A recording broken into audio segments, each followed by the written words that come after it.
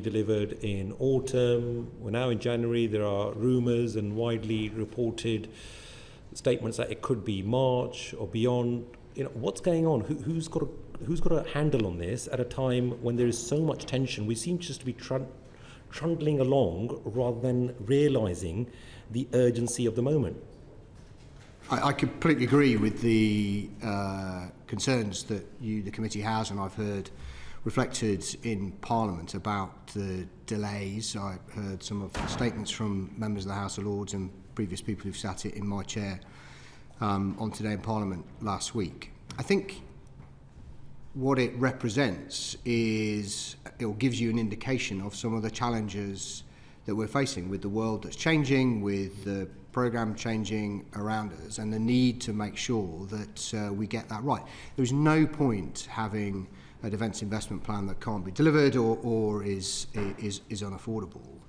And I think that what ministers want and what the Defence Secretary is absolutely clear on, and I know Rupert Pearce, the National Armament Director, is in front of you before Christmas, yes, made clear. We're working flat out to try and bring that to a conclusion. And I'll be very happy through the session today, Chair, to talk a bit about some of the challenges and some of the questions that we're trying to address and how that process works. I think that would be quite helpful for the committee. We fully appreciate the challenges, but you haven't got a date that you could give to our committee today. I do not have a date for when that work will be finished. Well, also, I understand that your good self and other senior military leaders met up with the Prime Minister, and you intimated about a warning of a staggering £28 billion shortfall, defence shortfall, and that's despite the extra money coming into defence, despite having known about this changing strategic context. And apparently the Prime Minister was livid, since he felt that the Strategic Defence Review was fully costed, fully funded. What's going on there?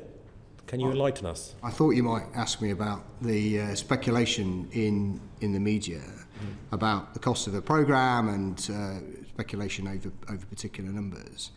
And that's exactly what it is. It is speculation. But what I'm not going to talk about. There's no shortfall. Are you happy there's no £28 billion shortfall? So what I will tell you is that we meet the Prime Minister regularly. He has been very clear that defence and security should be a central organising principle for government, and he is personally taking a keen interest in those aspects, and I was with him in Paris on Tuesday last week. And I will tell you that we did meet the Prime Minister in December, and we did talk about a number of issues associated with defence, including the Defence Investment Plan. But the material that was discussed at that meeting was classified secret, and so I'm not going to talk about that in public. And I suspect, Chair, and we know each other well, yes, there's a danger that we get into a to and fro today where you ask me about a particular number for a programme that hasn't been signed off, where decisions haven't been made, and the number, you can ask me the question as many ways as you like, but I'm not going to be able to talk about those specifics, because we are not at a stage yet where we understand precisely what the cost of the programme will be, because there's a whole bunch of judgments that will need to be made. And I thought, as I said, what might be useful is if I talk to you a bit about what's really going on and how we approach these issues. No doubt we'll come on to that, Chief Marshal, but you will understand that there's a lot of speculation around, and that will be swirling. I completely understand that you cannot give us a specified number, but can you at least confirm, is there a funding shortfall, and a significant funding shortfall at that? I think what I need to explain to you how this process works, because the cost of the programme depends on a whole bunch of assumptions that we might make, and ultimately it'll be a matter for ministers to make those based on the advice that I and others offer. It's very clear that the demands on defence are growing. It links back to your very first question. The SDR set out very clearly the kind of increasing uncertainty and volatility in the world, and the risk, therefore, to our security, and the importance of the UK's armed forces to the country and its security. It also made clear, or the government has made clear, that over the last 30 years since the end of the Cold War, we have we are not as ready as we have taken a peace dividend, and we are not as ready as we need to be for the kind of full-scale conflict that we might face. And that's how we ultimately deter our principal adversary, is through being ready to fight and win. And so, and part of that is also about how we modernise and transform the armed forces to make sure they're ready for that fight in the future. And it's all of those things that we have to take into consideration in terms of how we are going to deliver the plan in the future. I completely take on board this point, and that's a lot of that work has been advised to the public at large through our inquiry reports into the UK's contribution to European security and so on. But my question was, is there a shortfall? So, let's talk about this to and fro. The answer is, it depends on the assumptions you make. So government ministers have made a decision around the level of budget that they have provided us in defence. That is unprecedented in my career. This is the largest sustained increase in defence spending that I've known. The Prime Minister stood up in The Hague and in Parliament and committed to spending 5% on defence and security, 3.5% on hard defence, 2.6% by 2027. So that is the envelope that we are working within. And I think that demonstrates the commitment that the government has made to the challenges we face. And this is huge. On my last day as head of the Air Force, I was at RAF Cranwell, and I was talking to a bunch of people who are about to graduate. And I was explaining to them that they are entering an Air Force, they're entering a set of armed forces in a context that I have never known. Agreed. With rising defence budgets. And this is it's a big deal in terms of what's happening. But my role is to advise ministers and the Secretary of State and the Prime Minister about how we rebuild our armed forces with the money that they have provided. And it is a statement of the obvious that we can't do everything we would want to do as quickly as we would want to do it within the context of the budget we've set. And that requires ministers to make difficult trade-offs. And that's the work we're going through. And it's hard. And that's why the Defence Investment Plan is we're working so hard on the Defence Investment Plan. My views exactly. And I've raised that on the floor of the House, that some of us were disappointed that there wasn't more in the budget about defence. In fact, no new money. Are you expecting further money for defence within the upcoming spring statement, based on your conversations with the Prime Minister? So, as far as I understand it, the Treasury and the Chancellor has set the budget for departments for the next few years as part of the spending review, and so that's the assumption that we are working on. I meant with regards to the spring statement. Obviously, you've made strong statements to the Prime Minister last week, as you said, while you're away. Many of us, especially I know all Defence Committee members, have been asking on the floor of the House as well. But are you expecting any more money within the spring statement? So that is absolutely a question for ministers. They decide what the allocation should be. They make trade-offs between health and education and defence and all of those kinds of matters. My job is to set out for ministers what the threats are, what the armed forces are able to do in the face of those threats within the budget that we have. And there's a whole set of issues that will affect your judgment about how much money defence needs. For example, we should, in any department, hold a degree of financial contingency. The bigger that contingency is, the less money is available there and then to spend. And the limits that then limits what we are able to commit to. So the judgment around that contingency will matter. There's also the balance in the budget between the resource costs and the capital costs, and quite a lot of the uplift in our budget has been capital costs. So that's about investment, not about running costs. You'll know that we made a big, and I'm unapologetic about it, a big increase in pay for our armed forces, and that's important if we want to retain and recruit the very best that the country needs. And what we have to make a judgment around, what's the right balance between investing in the transformation that's called out in the SDR, that's investing in filling in some of the hollows that the SDR referred to, and how quickly we're able to address those challenges and transform. So all of that taken together is a complex set of circumstances, and the judgments you make will determine either how much money you need or what you can do inside the cost envelope. And it's hard. It's a really difficult set of problems. Changes in the environment. You heard the Defence Secretary on Friday saying that we are spending money on enhancing capability in case we have to deploy forces into Ukraine after a peace deal. All of those factors add complexity and uncertainty, and those are the issues that we are trying to address through the Defence Investment Plan. And I'll continue to provide clear and straightforward advice to ministers on those things, for them to make the judgments about what that means for capability, what that means for international standing, and what that means for the budget. Well, none of us is under any illusion that you haven't got a very complex and urgent task at hand, but some of us are just mindful that other people outside of the Ministry of Defence may not, in the wider government, be aware of the urgency at hand.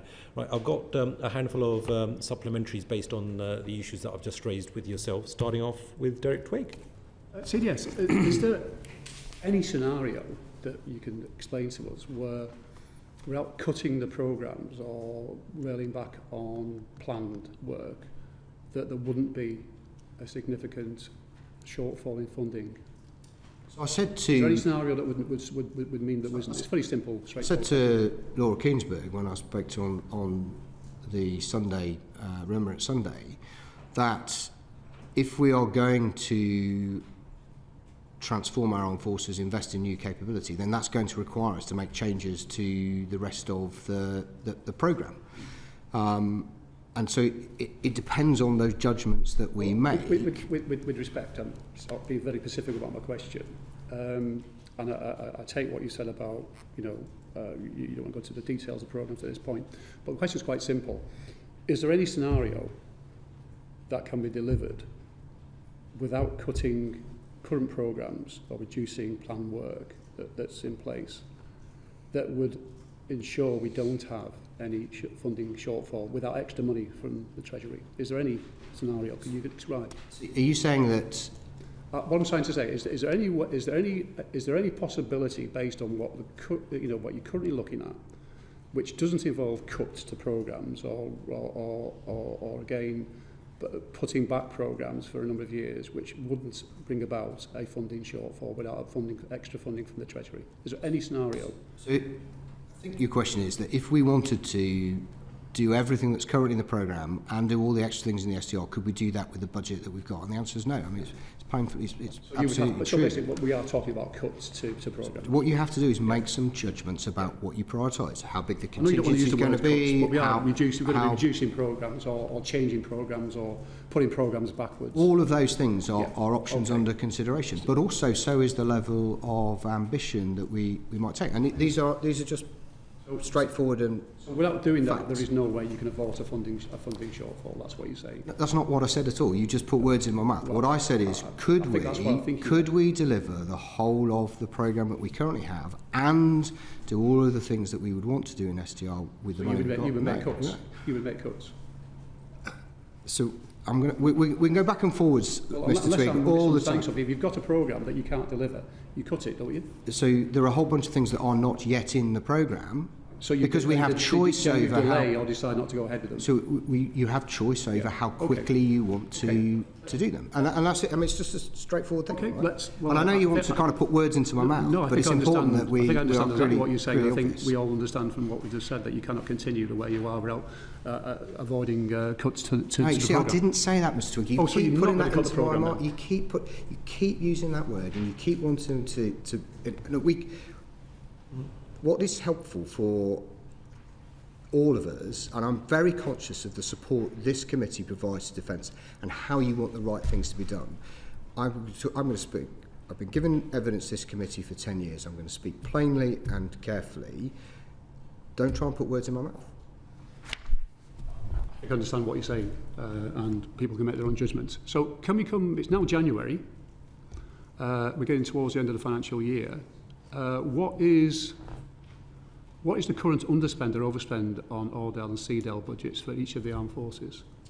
So under the new system, and I know you've asked a lot of questions about this, under the new system... Which the Department refuses to answer. I think you've had answers to the questions. No, they're not answers. The side. One of the few things that I don't have responsibility for is answering parliamentary questions. So I'll let you pick that up with the Defence Minister when he comes. Anyway, maybe you can answer it. Yeah. But under the new model, the funding flows to the military strategic headquarters, to me, and then down through the commands. The total budget for the defence is about 62 billion this year, of which just under 40 billion is for the military strategic headquarters, which includes the 4 commands. There's been no point in the year where that budget has been reduced, apart from some reallocation of funding into defence nuclear. Managing a budget in year is a perfectly normal process. By the way, how much was that went into defence nuclear? I would have to confirm that precisely with you. If you would, several hundred million. Okay, just for time's sake. Yeah, let's do and that was about trying to balance the pressures across defence. And managing, all departments have this issue of trying to, how do you manage the budget to make sure you don't overspend? Departments are not able or allowed to overspend. As I'm sure you know, as you get towards the end of the financial year, departments are asked to identify their forecasts. There's then a negotiation goes on with the Treasury to ensure that... I understand the process. Yeah. I'm just trying to find out whether you currently have an underspend or overspend on each of your budgets. And right now we're in a position where we are forecasting to spend more than the budget we've got. That's the process that's being negotiated. How much is that currently forecast? And I'm not going to talk about that in public. Those conversations are happening right now between the accounting officer and ministers and officials in the Treasury. You confirmed you are overspent at the moment. We are not overspent right now. You're not allowed to overspend. What we're saying is the forecast by the end of the year would be that if we carried on and to make no changes, it's a perfectly normal process to go through supplementary estimates, and that's the process that we're going through right now. The process currently, you do not have enough money to meet what you want to do. We do not have enough money to do everything that is currently planned, and that is a perfectly normal position, as you would recognise. Happens every year, has happened over the last few years, and the department has been allocated additional funding in supplementary estimates. That process will conclude in the short term. Yeah, thank you very much. On to Ian Room. Chief Marshal, obviously there are lots of items on the list of spending priorities which you have alluded to, the new Type 26 and 31 frigates. But given what you said earlier on that you only advise ministers, can I ask what advice did you give to ministers on the medium helicopter programme? So the new medium helicopter programme, or new medium helicopter, is nominally a replacement for Puma, which was taken out of service, as you may remember, last year. That is still one of those issues that is in the forward programme, and when the Defence Investment Plan concludes, it will conclude on whether that programme goes forward and at what scale. My position on new medium helicopter is that we have a gap since Puma went out of service, and there is a clear requirement for that. Whether that sits as high up the list of priorities as other things is a matter for the overall Defence Investment Plan, and will ultimately be a matter for ministers. Where does it sit on your advice and your interpretation? Because obviously you've had lots of experience. Where on that list would the medium helicopter programme sit on your list of priorities as a CDS? Well, there's a massive programme of investment, and there's a whole bunch of programmes on there. I can tell you it is not as important as nuclear, but it is also not at the bottom of the list either. So it will sit. So it will find its place in the overall defence. One of the reasons why I ask you this question is because we're on this Defence Select Committee. It's been discussed under an urgent question to ministers this afternoon. So I was wondering if you had a briefing this morning with them to say what their stand should be.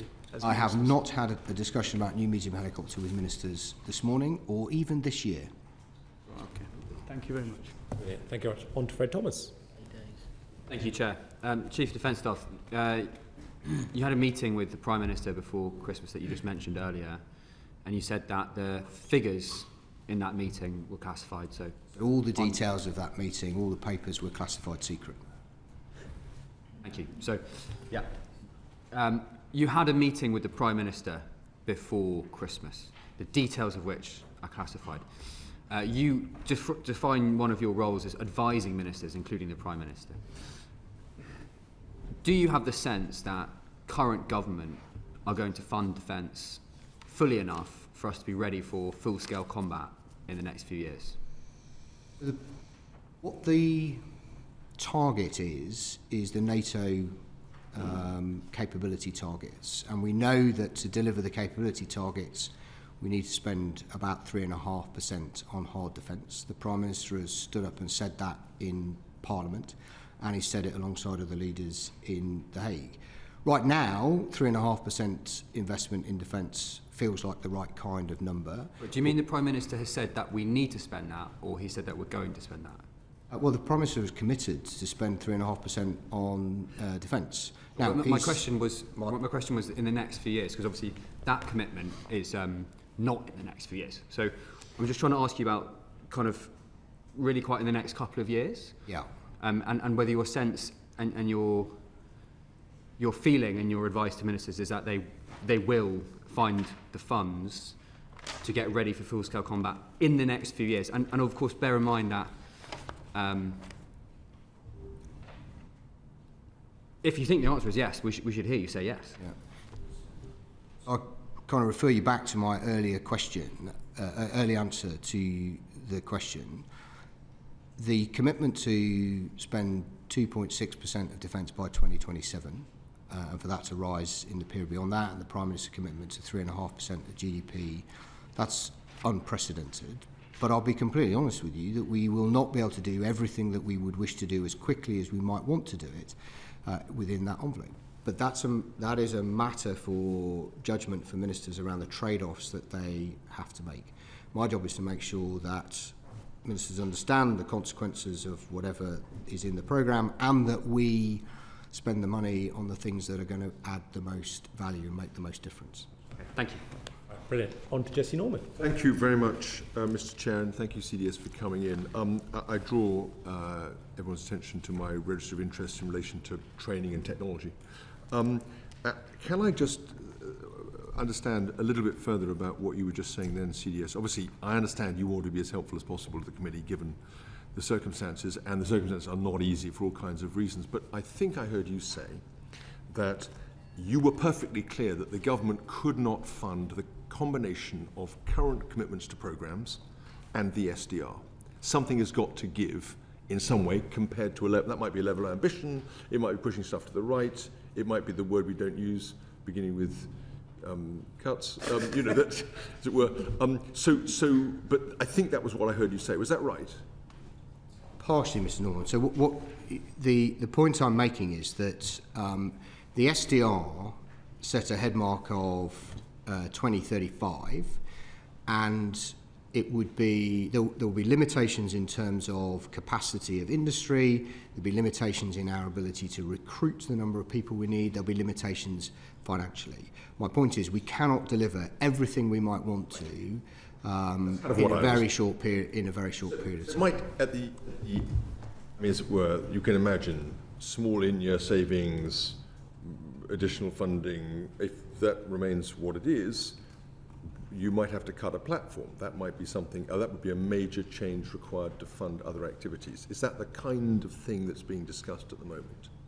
There's a whole range of choices that we might have. I laid out some around things like levels of contingency, the speed at which you might do things. There are things that will go out of service and be replaced, and the question is whether we can accelerate that replacement, whether we can bring in new capability, modernise. The First Sea Lord talked recently about this concept of Atlantic Bastion, providing additional capability through autonomous systems. So all of those are in play, Mr. Norman. All of those are things that we big can capital consider. programmes, but also small in-year and multi-year revenue programmes. Yeah. So what I'm specifically talking about now is the big system. The in-year measures are more where Mr. Twigg was coming from, and Mr. Thomas. Let me just ask. Obviously, one of our concerns, we published a report on it, is on current readiness. Yes. The next 2 or 3 years. Yes. So can you just confirm that all of the services will see an increase in disposable cash flow over the next couple of years that they can spend on improving readiness as a matter of resource funding. You hinted that resource funding was coming under additional pressure, but can you just confirm that every one of those services is going to see an increase in its disposable cash? Yeah, the increase in the defence budget is quite significant. It's about £11 billion more in 27 than it is this year, and that's in cash terms, and that will flow. A proportion of that will flow to yes. MSHQ through me. Exactly that. Okay. Yes, exactly. Brilliant. Okay, that's great. Thank you. I just wanted to pick that. Obviously, the government's put a bit of a gag on senior members of the armed forces speaking. Has that been a constraint on you or some of your colleagues?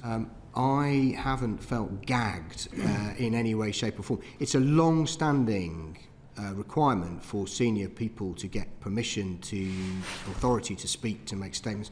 So tonight I am speaking at the all-party parliamentary group for the armed forces. I have to get my words or bullet points cleared through the system. So it's not being gagged, but it's a normal part of the process. Obviously and it has been true. It's clear that they've and it's been true under all. As long as I've been a senior officer, that has been the process we've been through. It's nothing particularly new. How confident? I mean, on a scale of kind of 0 to 10, 1 to 10, low confidence to high confidence, how confident are you that any units that we deployed in Ukraine would have sufficient equipment, training, rotation schedules to be able to maintain a safe capability there? So I'm confident we will deploy people to ensure that they are safe. But you'll know, Mr. Norman, there is no such thing as zero risk in operational environments, and it's the job of the military leadership and with the support of ministers in decision making is to judge that level of risk and make sure that the benefits that we get from deployment outweigh any risks that we might have. And you will have heard the Defence Secretary say in Kyiv on Friday that we're committing in this financial year a couple of £100 million to improve just on equipment, training, rotations. You're feeling pretty confident, very confident. Yeah, so we won't deploy our armed forces if we're not happy that they're going to be safe. And I'm confident, having been closely involved in the work on the coalition, the willing planning, that we have a means of meeting the requirements that have been set, and this additional funding will reduce the risk that they might face. I just come back to the other point you raised, which I thought was important, which was in relation to NATO. Obviously, you've got obligations, we have obligations as a nation under NATO, providing specified forces at defined readiness levels, for defined contingencies under NATO command on a timely basis. How confident are you that we are meeting our operational and strategic commitments to SACA in all our various domains? So, what has happened over the last year or so has been an increase in what that target is. I mean, that's the process that NATO goes through. So what NATO has done over the last few years is develop this, what's called a NATO family of plans, the DDA family of plans. And what that has done is helped specify more precisely what the requirements are for right across NATO, and then they get disaggregated down to each nation. As a consequence of that, we are now being asked to produce more than we were in the past, and we are not at that level yet. That's why we need to increase defence spending. What I can tell you now is that, and I speak to SACA, it sometimes feels like daily, but certainly weekly, about what his requirements are, and he is very happy with the quality and capability of what the UK provides. But I'll be very honest with you, Mr. Norman, we have to do more and do better. So that's important. So you're not very confident at the moment, but you are hopeful that the track you're on will get some confidence. When do you think that will be? So my point is not about confidence, my point is that the demand on defence has gone up. Right. But when are we going to meet those SACA plans that we've discussed? And we will, well, you will need to be spending the full 3.5% before we can meet the full demand in broad terms. But that process will take a number of years, as has been set out in the strategic we won't hit SACA's demands until the early 2030s. So if there's a war before then, we're all in trouble. So the whole, and this is where I think we have to be really careful, because the purpose of NATO is to deter Russia from attacking us. The way we do that is we demonstrate that we are ready to fight and win. There's a heated debate about when Russia might be ready to do something versus NATO. Right now they are fixed in Ukraine. They are taking an enormous number of casualties, over 1.4 million casualties. There's some reports of nearly 400,000 deaths this year. So the risk position changes over time. And our job as a contributing nation is to ensure that our forces are as ready as they can be, and to talk about those in a positive and realistic manner. And that's the balance we have to strike. I think you're giving us a picture of qualified concern, if I can put it that way, about lack of readiness and upgrade relative to SACEUR plans over the next 4 or 5 years. That's what I'm kind of hearing. I think your report, the committee's report on readiness, got it right. There are risks right across NATO. There are risks. We are being asked to produce more, and we will produce more as more funding comes online. And therefore cannot be complacent. We've got to stay focused on those things. But also we should also be realistic about the threat that we face. Right, but more money earlier to address readiness issues will make a huge difference. It will make a difference, Thank obviously. You. Thank you much. On to Derek Trigg. Yeah, CDS, just after your opinion really on this Defence Medical Services. Now, when I was the Minister in 2006-8, one of my priorities was to sort out the problems with Defence Medical Service. So I have some understanding of the issues, and I think generally both the Defence Medical Service and the NHS kept on top of the issues around the casualties we were getting from Iraq and Afghanistan.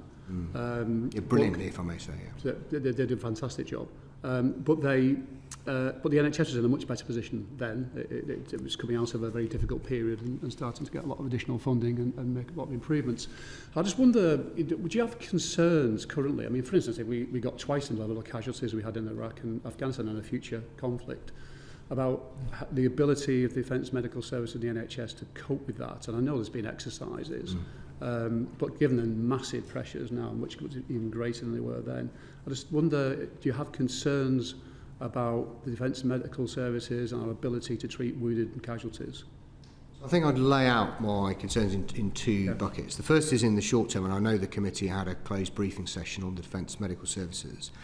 And in the short term, we have a number of gaps in specialist skills. So like a lot of areas across defence, high demand, highly skilled roles are difficult to fill. Cyberspace specialists, engineers, and some in the medical profession.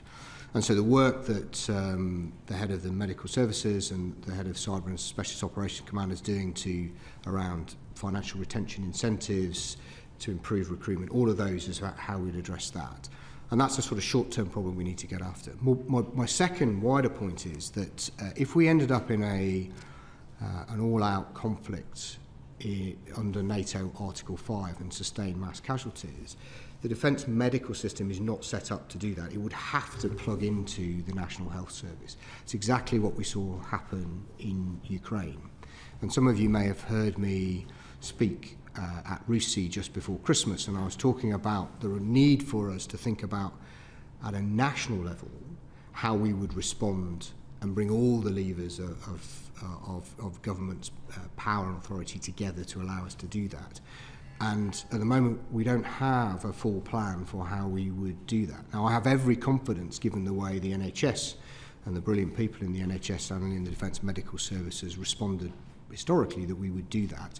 But right now, we don't have a complete plan for how we would mobilise the National Health Service in the event of an armed conflict at a NATO Article 5 level. So those are the two things that we need to address. Do you have any idea when that plan might be in place? And I mean, I'm just trying to get the sense of urgency here, and your concerns, because, it's if one thing that service personnel, if they're going to get wounded or hurt, they want to make sure they've got the best possible health services available to them.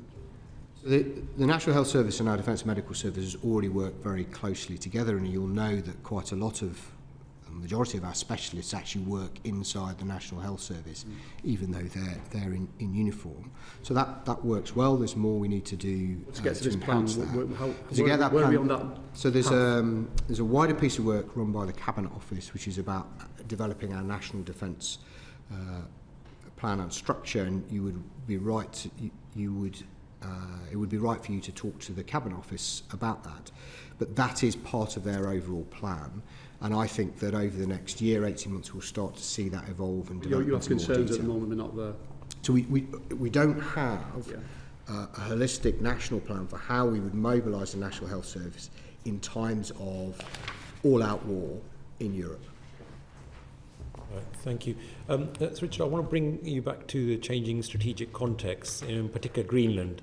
You'll be aware that there have been threats made about the future position or status of Greenland, with the US describing it as President Trump describing it as a national security priority. So within that wider context, have you been involved in any contingency planning on your part, given that what could happen with Greenland may end up shattering the NATO alliance? So it won't come as a major surprise, I suspect, that I have not been involved in plans directly to defend Greenland. What I can tell you is that Greenland is part of Denmark, which is part of the NATO, which is part of our overall NATO area of responsibility. I've heard and seen the reports of what US officials have said about their concern around the security of Greenland, particularly against Russia and China. NATO provides an impeccable security guarantee for all those nations that are part of NATO. The Danish Chief of Defence Staff is bringing together a range of Chiefs of Defence this afternoon. Unfortunately, I can't go because I'll be talking to the all-party parliamentary group this evening. But we look at it as Greenland is part of NATO, and that's the context in which we see these issues. And ultimately, anything else is a political matter. But from a military perspective, it's part of the overall area of responsibility for NATO. Okay, I believe Martin wanted to come in here as well. Thanks, Chair, and thanks for coming, Chief Marshal. I just want to pick up the theme that Jesse Norman and now Tan's spoken about. So we have, the family of plans is asking for more. There are higher requirements from NATO. We're talking about more deployments. We're talking about coalition of the willing in Ukraine, perhaps defence of Greenland, not defence of Greenland, but NATO training missions. There's some sort of NATO deployment to Greenland. We have ongoing commitments in Estonia. We have agreed to back up Finland effectively. So there are quite a lot of demands on our time, yet the military is getting smaller and there are funding gaps spoken about. So I wonder if I could ask something very specific. In talking about the coalition of the willing, and figures of 7,500 have been bandied about, which is 20,000 when you do the rule of three to have a rule more. Obviously the army's only got about 50,000 deployable. Where specifically is the risk? Because we can't put 2,000 troops with the RUMO into Ukraine and not be taking risk somewhere else. So is that risk in Estonia? Or is it that we can't back up Poland? What's... Yeah. It's probably worth me setting out the strategic question and challenge associated with the security guarantees for Ukraine and security guarantees for NATO. This is a conversation that my Chief of Defence colleagues and Sakure and I have had. The agreement that was reached last week in Paris with the Paris Declaration, signed by UK, France and Ukraine, is remarkable. What's even more remarkable, actually, is the commitment that the US have made to security guarantees. And I don't know if you saw the press conference, but Mr. Witkoff and Mr. Kushner both made very firm commitments, and it's the strongest security guarantee that we've ever provided. Sorry, forgive me, but where's the risk if we put 20,000 troops into Ukraine? If I might just describe this to you. So, on the one so we have a set of security guarantees for Ukraine, and we also have an existing set of security guarantees for NATO. If it was an entirely zero-sum game, then we would you would clearly see forces taken from one place to go somewhere else. So that might affect our ability to respond to crises overseas. It might affect our ability to service the contingency requirements, the readiness requirements for NATO. But Russia right now is fixed in Ukraine. Post a peace deal, we don't quite know what the outcome will be. And we will have to make judgments dynamically about where we put the forces and how we service those various security guarantees, because we can't do all of the things in all the places all of the time. I'm confident in terms of our ability to meet a coalition of the willing requirement, certainly in the short term, because, and it's important, and we may want to come onto this in more detail, but the concept, the principle around the coalition of the willing is that it enables Ukraine to build up its armed forces to be able to deter Russia and defend itself. So it's an enabling force. But part of the way in which we enable Ukraine to do that is we offer a backstop alongside the US offer a backstop, and we offer... So very quickly, if I may, you say that it's, I mean, you're sort of quite happy that Russia is fixed in Ukraine. You almost say that that's a good thing. I agree with you. I think it is a good thing. But if it's a good thing that Russia is fixed in Ukraine, how is it not a bad thing that we become fixed in Ukraine if we deploy troops there?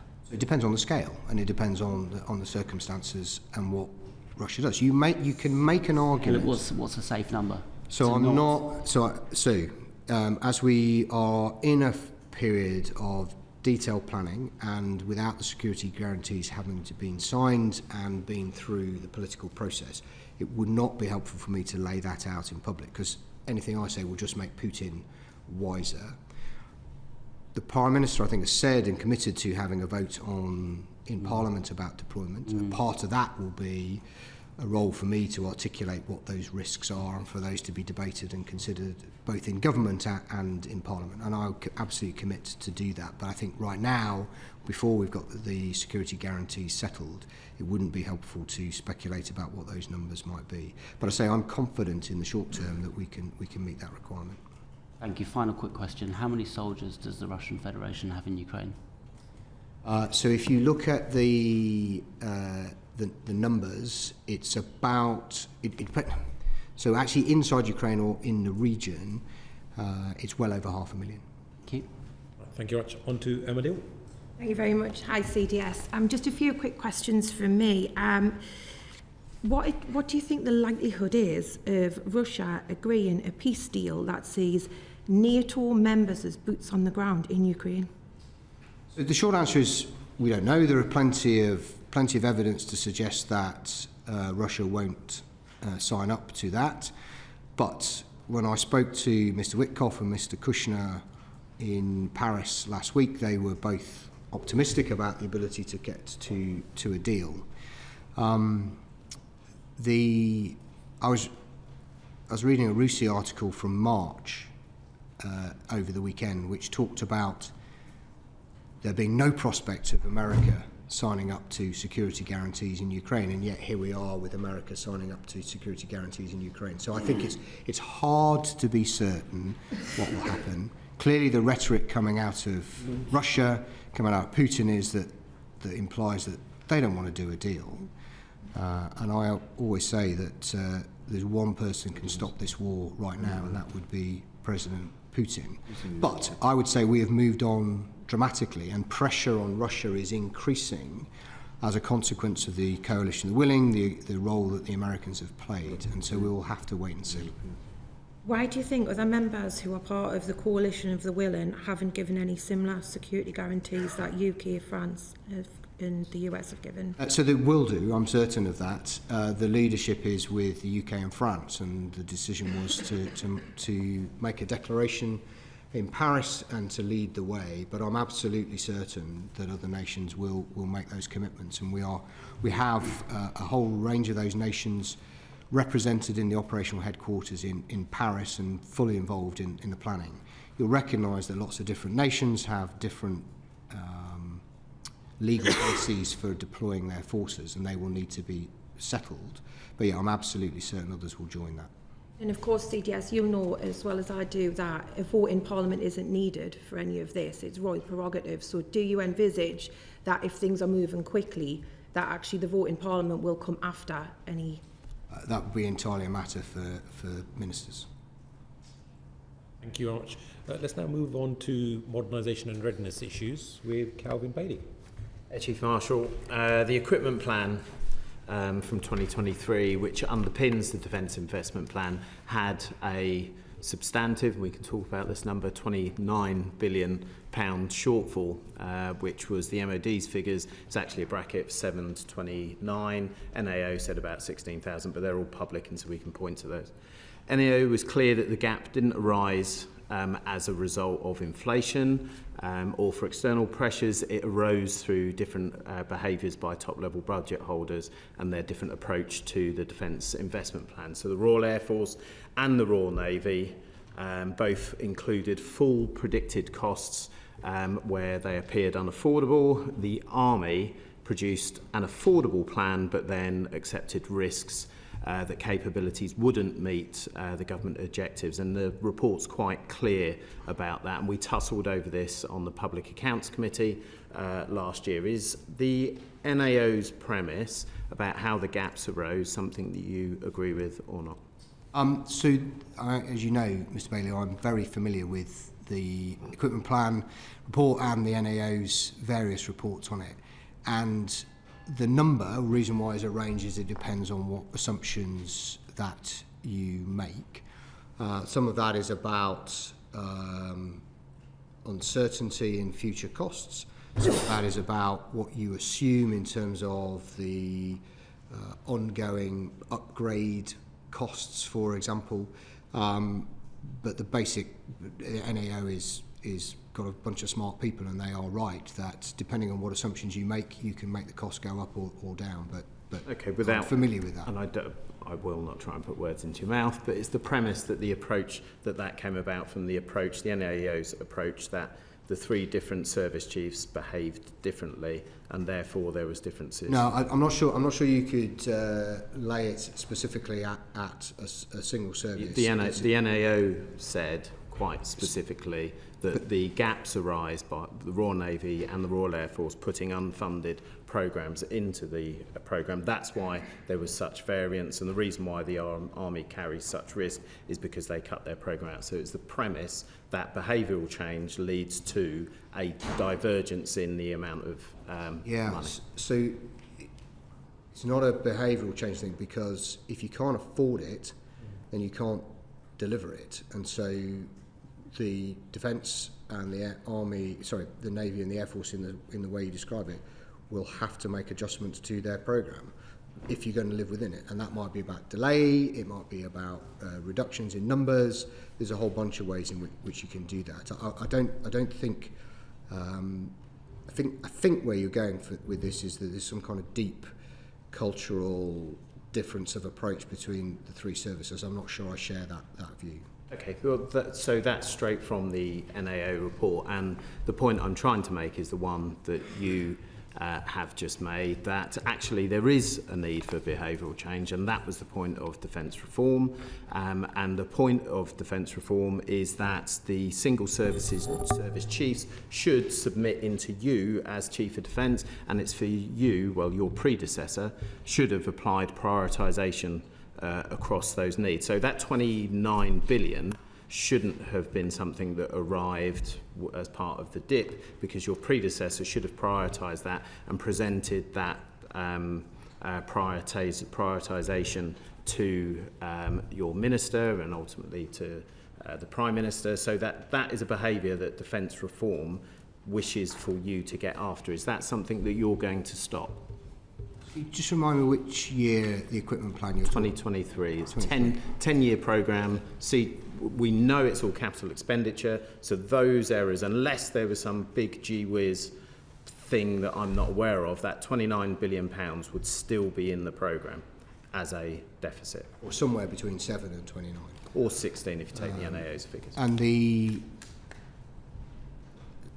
what I'm after is, so we know there was 3 different methodologies from the 3 different chiefs to put in unafforded programmes. The chiefs all took different approaches. So defence reform says, we've got this quad, CDS is in charge of the lot, he is going to pull them all together, they're going to work towards him. Is that something that you're going to that's exactly right. So the benefit and opportunity that comes, one of the many benefits and opportunity comes with defence reform, is the ability to pull together a single integrated force plan that I as CDS am ultimately accountable for. And through doing that, we'll apply consistency in terms of the approach that we take. It doesn't necessarily mean that the risk disappears, because you still have to develop a programme as best you can with the best information you have, and things change. And I talked about contingency earlier. The level of contingency we put in allows you to buy out some of those risks. But you're absolutely right. The defence reform model offers us the opportunity, with the money and tasking flowing through the CDS into the single services, to make that a more coherent and systematic approach. Got it. So if that is the case, and that we require all the services to submit costed programmes on a common basis with no uncosted options, and to force explicit trade-offs between the services before it reaches the ministers, why have we got an uncosted SDR? I'm sorry, you're going to have to just explain that to me in a bit more So detail. the logic is that prior to it arriving at ministers, the single service chief's behaviour should be to submit costed and affordable profiles ahead of it coming to ministers. Yeah, so why are we in the situation that we're in? A couple of things. So firstly, the SDR was an external report. It wasn't done by anybody inside the department. And secondly, the SDR did not go into the details around the programme. That's what the Defence Investment Plan is for, and that's the approach that we're trying to take with the Defence Investment Plan, is to make sure that we understand the costs associated with it and the trade-offs and the risks that we're taking. Okay, and that is entirely in line with the evidence that we've received here at committee. Lord Robertson came before us prior to the SDR and said that reprioritisation of roles, capabilities, activities and support may be made in terms of the current defence programme, which implies that there should be down arrows and that we should expect to see things stop. However, after the SDR happened, General Barons came in and was quite cocksure and cock-a-hoop about the fact that he had not been asked, or they had not been asked, to do prioritisation. So at some point a decision had been made to remove prioritisation that kind of undermines the whole point, or the premise that I think we agreed on, was that shouldn't have occurred. As I say, the SDR was an external document. It was presented to the department by the external reviewers, and they were not asked to produce a costed programme. And that's one of the reasons why getting the Defence Investment Plan is so hard, because we've got high levels of ambition over long periods of time that we are trying to address and do some of that prioritisation you describe. Okay, so you would accept, therefore, without putting words in your mouth, that the SDR failed to impose prioritisation and therefore allowed that £7 to £29 billion gap and associated commitment pressure to flow straight through to the Defence Investment Plan? There's a couple of things to reflect on. So firstly, that 2023 equipment plan was based on the previous budget. That was before the uplift to 2.6% in 27 and the commitment to grow beyond that. So that number will have changed. Second thing is that the SDR, as we've both agreed, whilst it did lay out priorities for improvement and modernisation and for filling in hollowness that it reflected on, it did not give us specific areas in which we should disinvest or seek to slow down investment, and that's the work that we have to do through the Defence Investment Plan. Okay, so there was activity and not prioritisation. I understand there is an amount of sensitivity about this, but I have to ask, what are the down arrows? Where are the capabilities, activities or support functions that could be reduced to support or do the things that the SDR failed to do, which is prioritise? I recognise why you and the committee will be interested in the detail of that, but I am not going to go into the details of the options that we're considering. I accept that, but I am here to ask. I can understand why you asked, Mr. Indeed. Bailey. Absolutely. With that, Chair. Thank you very much. Jesse Norman, I believe, wants to Thanks come very in much. I on this just point. wanted to pick up one of the things you'd said there, CDS, which is that the SDR was an external document presented to the department. Well, we've had Lord Robertson in front of the committee saying specifically that they worked very closely with MOD officials and with the Treasury all the way through, and that there was specific care taken, there should be no surprises as to the costing. So it just feels like a disavowal for you now to say, well, there we were going along, and these suddenly like external reports gets presented to us, and we've got to deal with it. How does that work?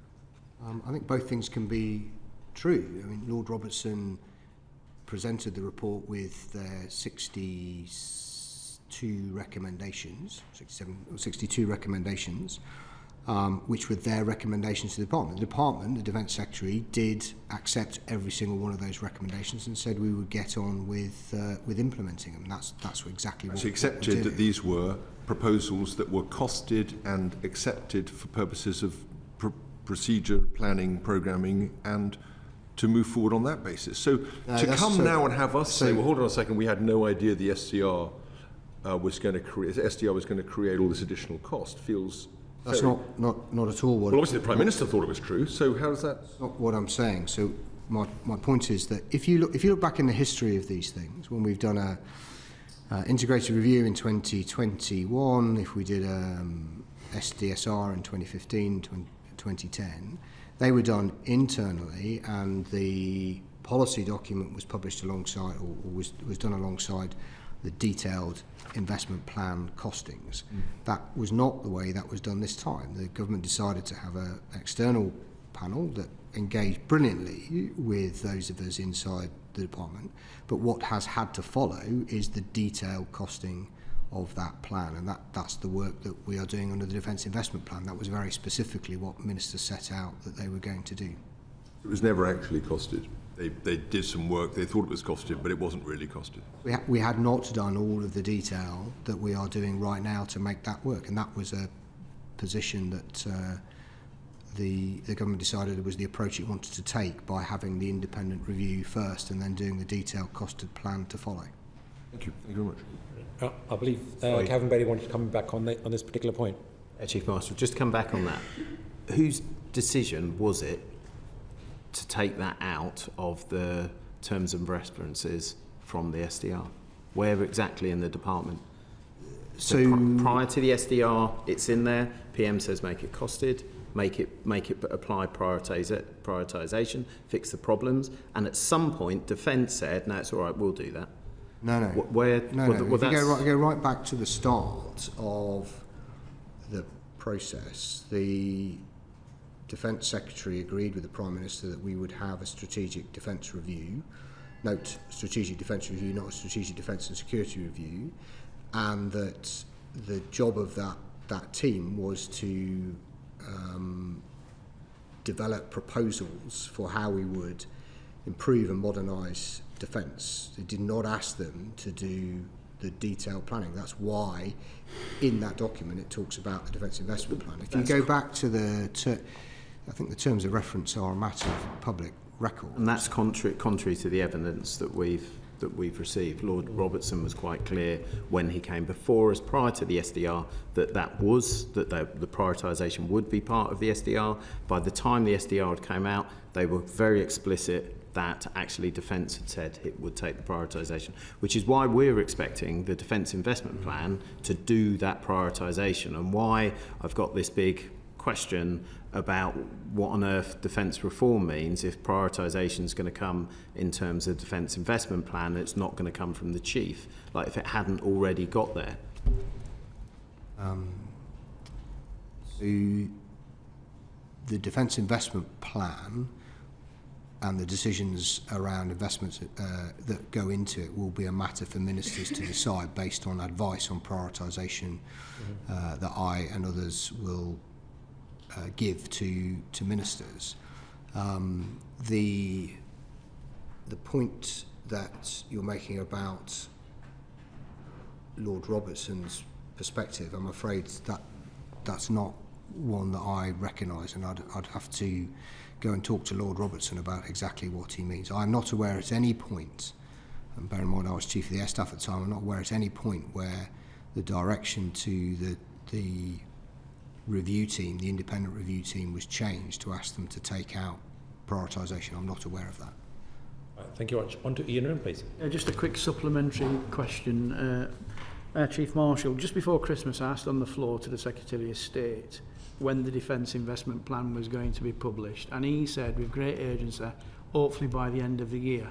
That was after the delay in August, and then obviously it's moved to March. So given what you've been saying to Mr Bailey and Jesse here, what's the learning curve for going in the future? What can we learn from this? Because obviously you've got a great handle on this. What lessons can be learned? Because it's like what your mother used to say: if you can't afford it, don't spend it. and what I'm trying to say is, what can we learn from this with the SDR and the DIP? Shouldn't there just be one document? It will be a matter for whichever government then initiates it.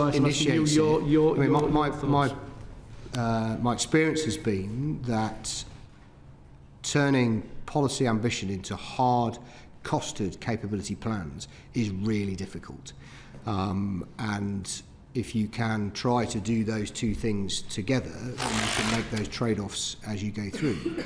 But I would also observe the advantages that we had in terms of speed and different perspectives by having an independent panel conduct the strategic defence review. So some kind of blend of that in the future might be a sensible way forward. But I'm quite a student of these defence reviews, and what you can see is that they are very, very context dependent. It depends on what's going on in the world at the time. It depends on who the government is, whether there's just been an election. All of those things play a part in it. I can't wait to read your paper on it in 5 years' time. Right, thank you very much. On to Fred Thomas. Thank you, Chair. CDS, I'm going to ask you about reserves, the reserve force, another thing which was laid out in the SDR with some lofty ambitions, including an increase of 20% in time. In the context of the conversations we've been having about some of the challenges of funding some of the strategic aims the government have put forward, and also the increasing threat, I want to ask you about the near term again, so I really don't want to get into the 2030s. How seriously is the MOD taking reforming the reserves? And we've had various review documents of the reserves in the last few years that you'll be familiar with, and yet numbers are falling, and the real estate that certainly the Army Reserve has is kind of noted to be further deteriorating. Can you just give us a sense of, with a bit of kind of your own take, now you're in this role, of like how important do you see the reserve force or not? So on your final point, the reserve is a fundamental component of the whole force. Just why is that? Because I personally transferred from the regular force to the reserves, as did other members.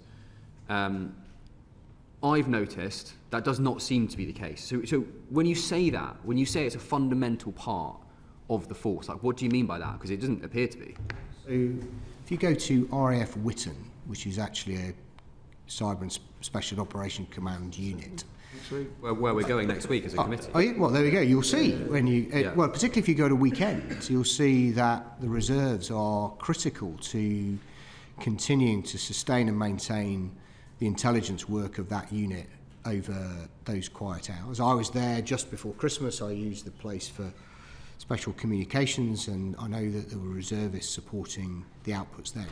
So I think the reserve do a number of things. In terms of delivering our outputs, they do that day in, day out, particularly specialists. And I would point to people like those who are at Whitton, who are intelligence specialists, who are able to provide additional capacity, particularly at weekends, to do that. And there are specialist skills that are much more readily available in the private sector that are hard to sustain and retain inside the armed forces that we use. And intelligence, cyber are particular examples of that. Medical is another area. And so the reserves play a really critical part in those specialist skills.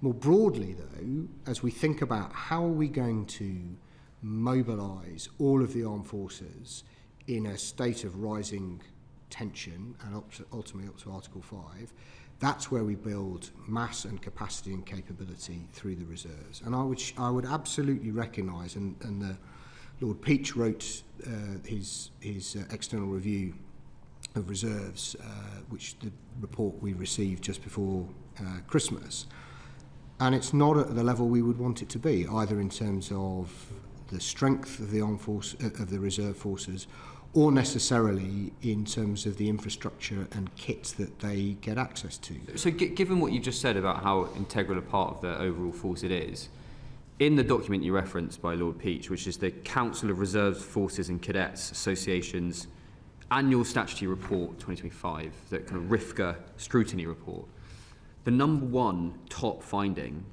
based on the fact that all the numbers of strength is down, every single one of them, so fewer people are joining, even though the strategic vision is more of them joining. Right.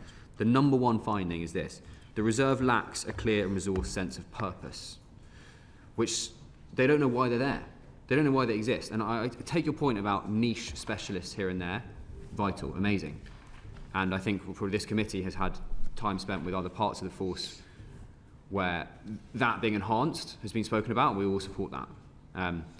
But this overall part, it feels like the reserve force is extremely fragmented, poorly resourced, struggles to retain people, clearly is struggling to recruit people. Do you think it's ready to reform it, or do you think it works how at the moment with this separate kind of reserve force HQs? So my personal view is that we have to integrate the reserves much more closely into the way in which the forces operate. My experience at Air Command, for example, was that we integrated the reserves into the headquarters at Air Command and have actually now docked them under a regular commander as ASC 2 group. I think that model works well in certainly in the Air Force and to some extent the Navy. The Army have more formed units from reserves, and there is perhaps a different model. But my core guiding principle for the reserves, which I think should get at your concern, Mr. Thomas, is they have to be part of the plan. We have to be clear what the reserves are going to do and when, and that shapes how they train, how we equip them, and that gives that clear sense of purpose to our reserves. And I admit we are not there yet. The SDS are committed to improving the size, the resourcing, both financially and in equipment terms.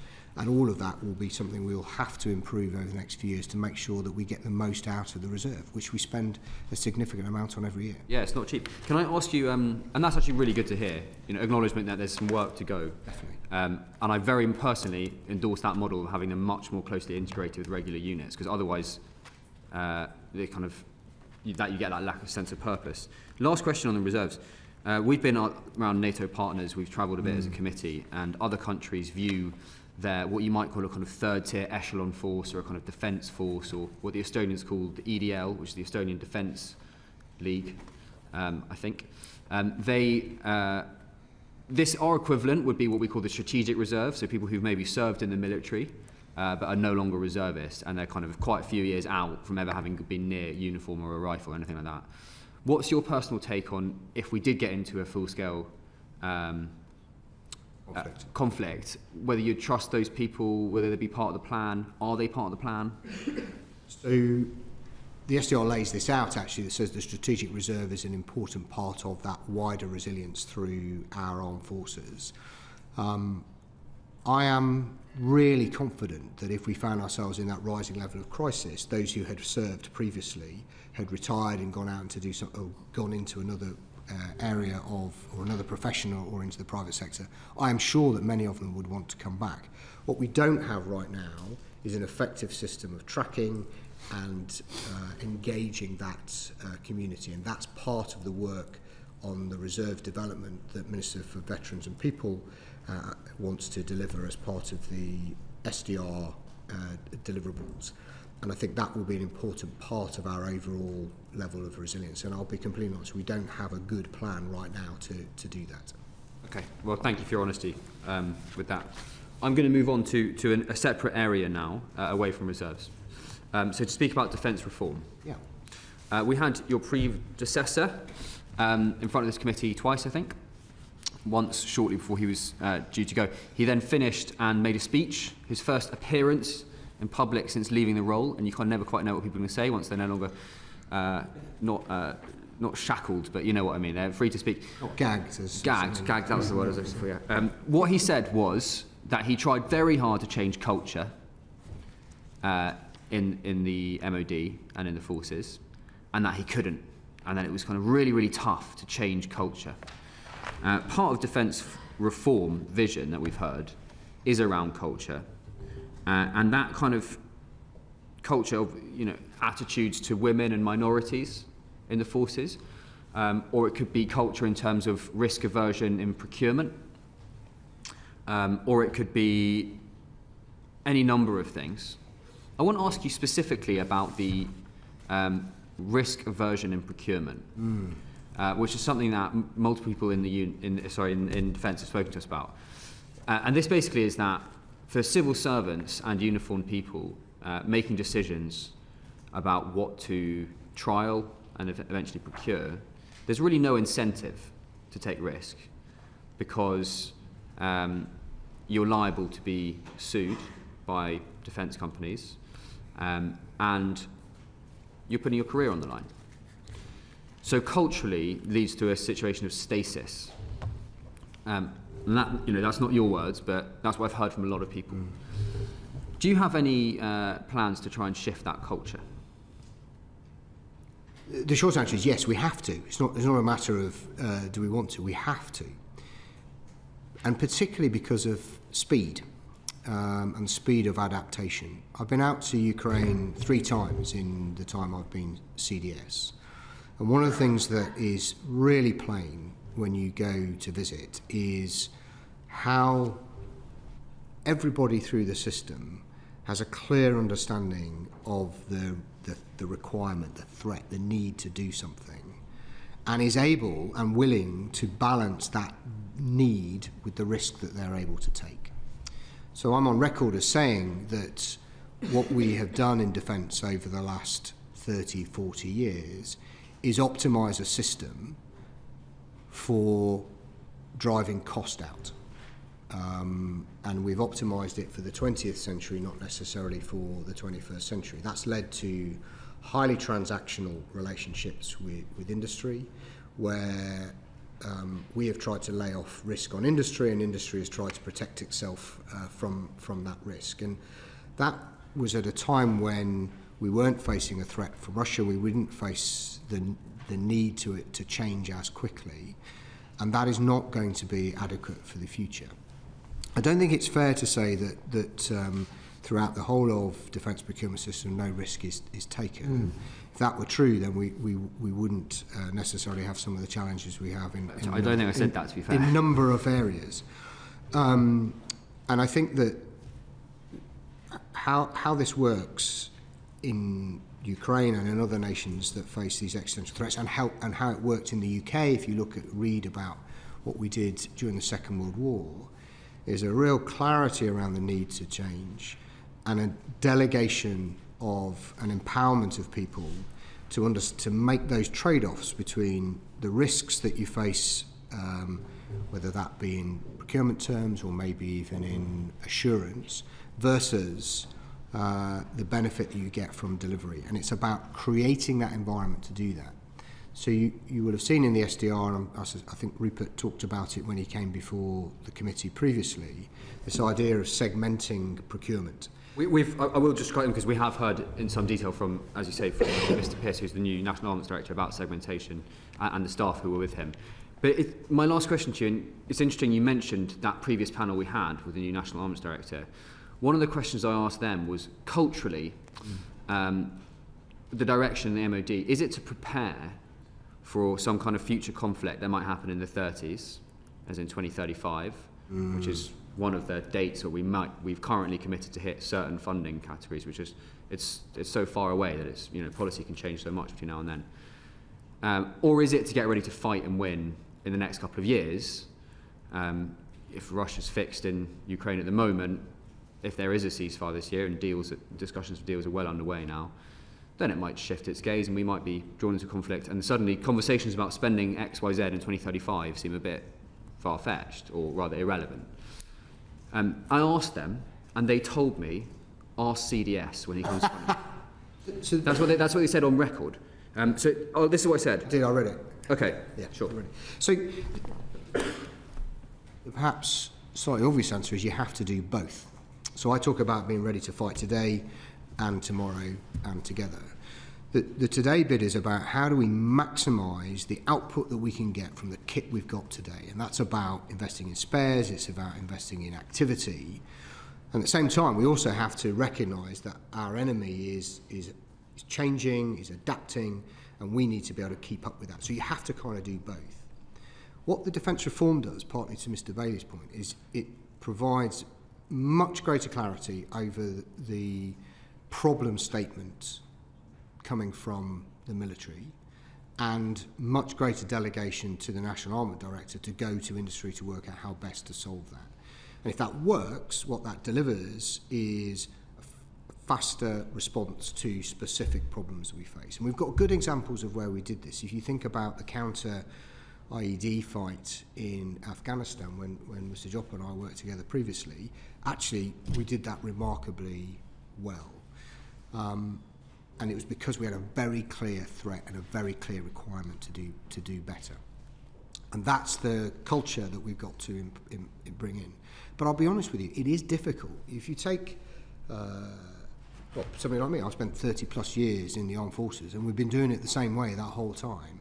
To shift that mindset requires real clarity over the requirement, the threat, and then delegating and empowering our people to do those things. And when things go wrong, because they might do if you take more risk, is we acknowledge they've gone wrong and we say it was in the greater good, and I may be using that defence in front of the committee at some point. Well, you're welcome to. You would be welcome to in the future. Thank you. Thank you very much. I believe Lincoln Jopp wants to come in on this point as well. Thank you very much indeed, Chair. I think we probably had a pretty similar briefing when the committee went to Ukraine, and what was so telling was the way in which they had completely bypassed a load of stuff in order to get the responsiveness to the ever-evolving threat. And if we looked at what they had cut out, and they'd effectively cut out the whole of the military chain of command above brigade level, they'd cut out the whole of the Ministry of Defence, and they'd cut out every single regulator. Now, if you want the responsiveness that you're talking about, institutions get the behaviours they reward. And you just said, you spent 30 years in the armed forces doing it in one way, which you've now acknowledged should be wrong. But the institutions get the behaviours that they reward, and they rewarded you with becoming CDS. And so, how are you going to meet this challenge? But you've grown up and been successful in a system that you now have to say, we completely need to change that wholesale, and I'm the man to lead it. So I think the point I'm trying to make is that that is a part of the acquisition system, which under the new model is the National Armament Director. What I can do as the head of the armed forces in this new model is be super clear about what the specific problem statements and requirements are, and be prepared to accept that we won't, in this new model, drive towards precise requirements 20 years in the future, but instead focus on what are we going to be able to deliver this year, next year, or this week, next week, and the week after. And that's the model that defence reform is trying to bring into place. What that will require is changes in regulation, changes in process, and it will require us to accept failure when it occurs, and to acknowledge that was in pursuit of the greater good. And what gives me some confidence around this is that when we look at those circumstances where we have had that very clear requirement, we have swept away some of that process. We've swept away some of that regulation that has accreted and built up over 25, 30 years of the peace dividend. And I'm not in any way pretending that is easy, and I'm not in any way pretending that we can be complacent and it will naturally just happen. But I think we've seen the importance of it in Ukraine, and we've seen an example of how it can be done in Ukraine. And let's be honest, the Ukrainian system is not without its flaws or problems as well.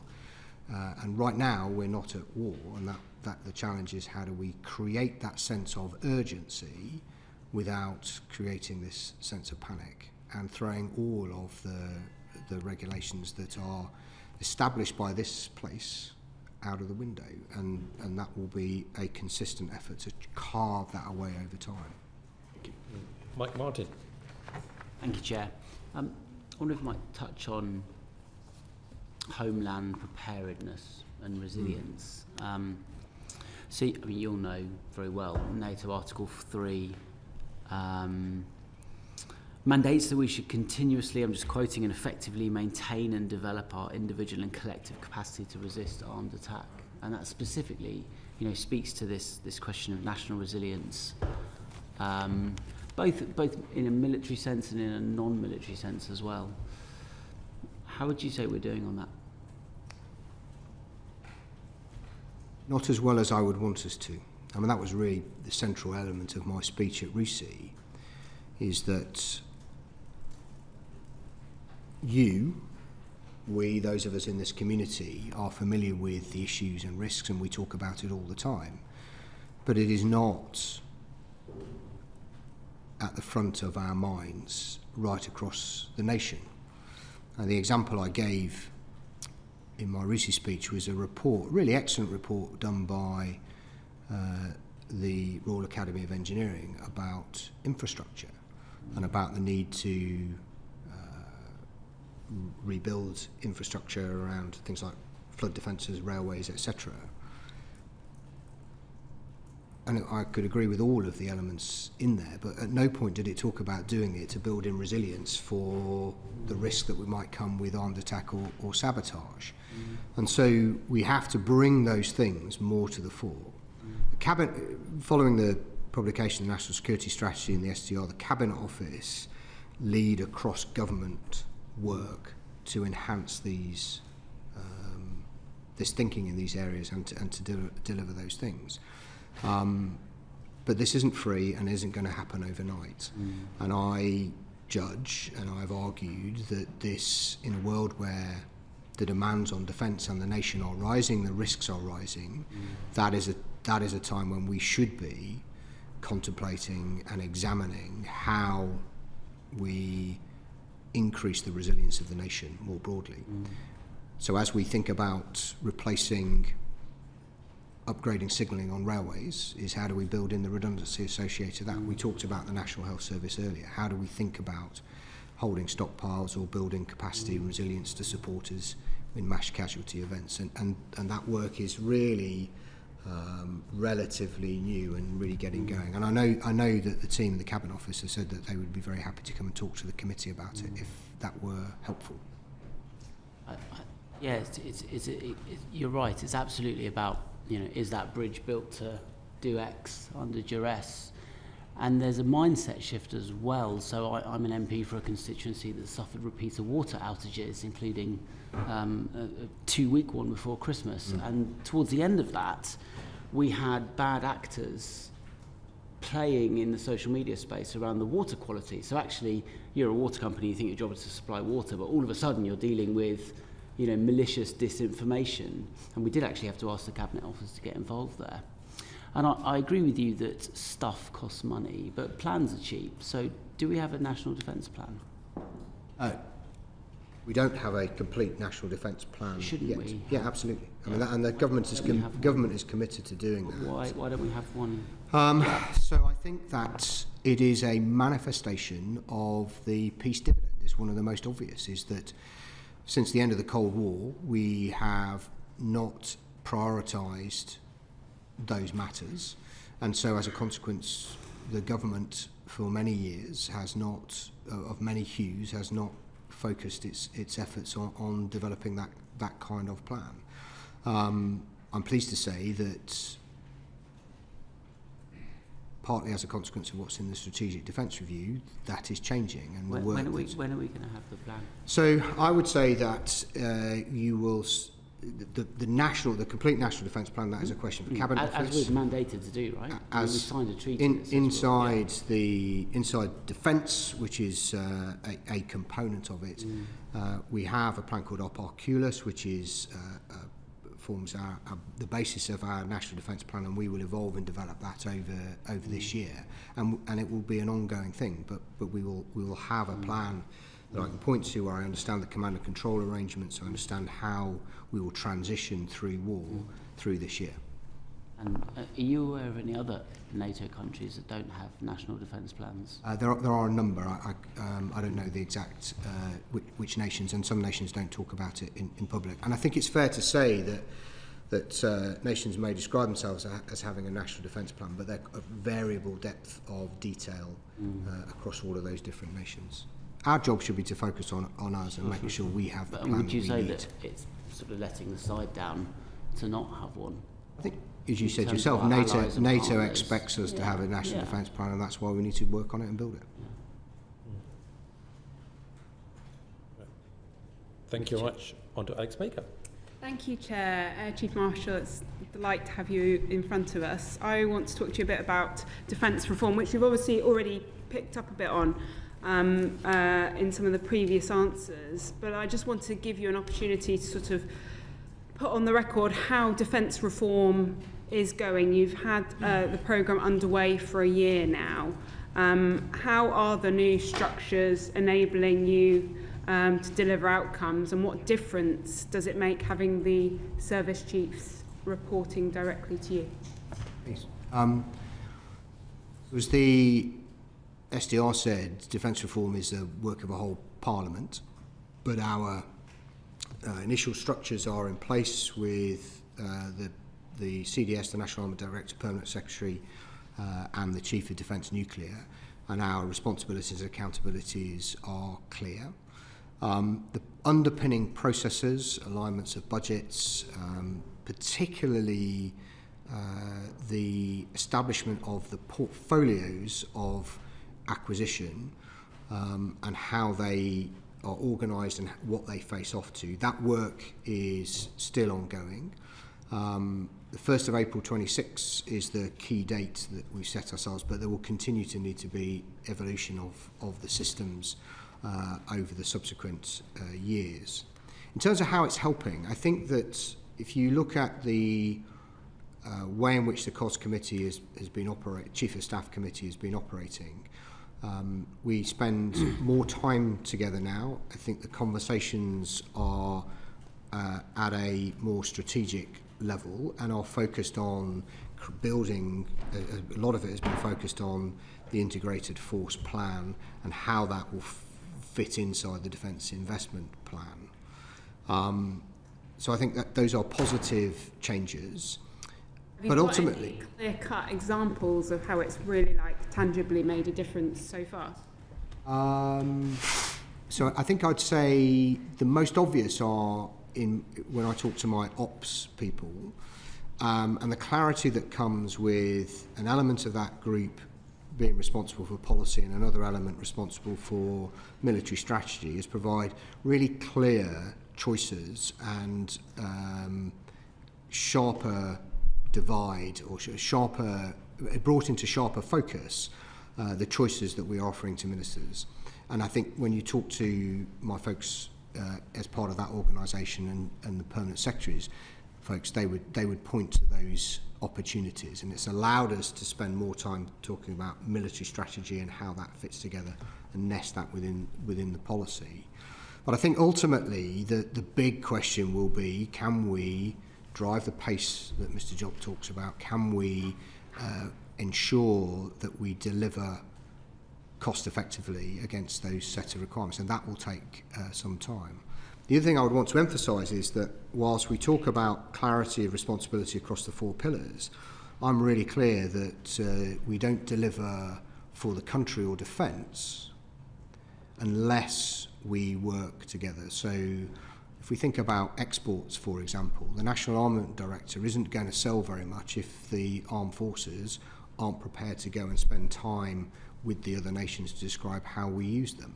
And so it's the collective responsibility that will deliver the overall outcome, but the clarity over those requirements and the sharper dividing line makes it easier for us to understand how our performance is, how we are performing.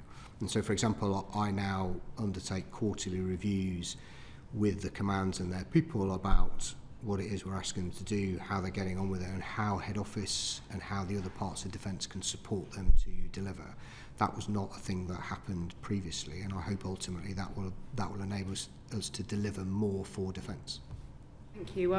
We will continue to ask this question every year, and so hopefully we'll come back with more and more tangible examples of greatly improved pace and value for money, etc. I want to actually just pick up on, I know when my colleague Calvin Bailey was asking you about, you and the chiefs all being on the same page. I mean, for me, it was obviously really clear that you obviously set the demand signal, and they report into you, and that you are, you've said you are on the same page. But I think, it was quite interesting to see at DSCI, the chiefs going on the, being given speaking slots, seeing everybody, sort of taking their opportunity to put their pitch in for why their, work was important. How confident are you that you can genuinely exercise this central authority? If the chiefs are continuing to be able to sort of go out and brief out their pitch, basically. I want the chiefs to be talking about their specialist domain. I want Harv to talk about the air domain, and Gwyn to talk about maritime, and Rowley to talk about land, and Jim to talk about cyber and specialist operations. I want them to do that. They are the experts in their domains. They have a really important role to play. But you can understand that what we have to do is try to integrate those things to create an integrated force. And the really significant change with defence reform is that the tasking and the money flows through the CDS in a way that it hasn't done in the past, and that provides us with the opportunity to do that. But until we get the defence budget and the defence plan in balance, then it's going to be difficult for us to really make inroads, and that's why the defence investment plan is so important. So I come from the private sector, and so I am really getting to know how the MOD works in a way I just didn't before. And in the private sector, when a business commits to a process of change, generally, in my experience, what happens is, the business brings in people who really specialise in transformation, in change, in, specifically finance. You've got a team of, highly competent people running defence reform, but they are people, from what I can see, with military backgrounds, not necessarily with that specialist knowledge. Is there a different way of doing this? So just to be clear, that the head of the transformation programme has come from outside defence. Gaby has.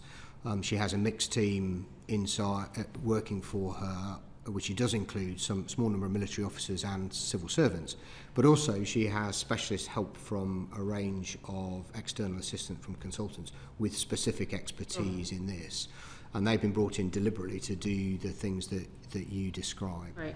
Well, I mean, it's good to hear that there are some of those skills being brought in-house. I mean, I think it is important, to have them in-house rather than, consultants, telling you from sort of externally.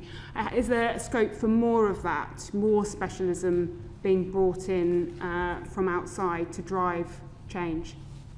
the government's been very clear that it doesn't want to spend more money on consultancy and external assistance, but also recognises there are some areas where there is limited expertise inside the organisation, and in those specific cases, then yes, we will bring people in from outside. Brilliant. Thank you very much. We've got just under 25 minutes, so there's still a lot of ground to cover. So my request to members and to your good self, Chief of Defence Staff, is that our questioning and answers are as concise as possible, starting off with Lincoln Job. Thanks, Chair. You said in response to Alex's question that you think that as a result of defence reform, the building is better at doing military strategy. No, I said we had more time to spend focused on military strategy, which keep going, sorry. On, I think, around June 1943, one of your predecessors, Field Marshal Allenbrook, wrote in his diary that he was, the thing that was really vexing him was how did he beat Germany in such a way that it could regrow Germany to act as a counterbalance to Russia in the post-war conflict, long before, obviously, Normandy and the whole of that was happening.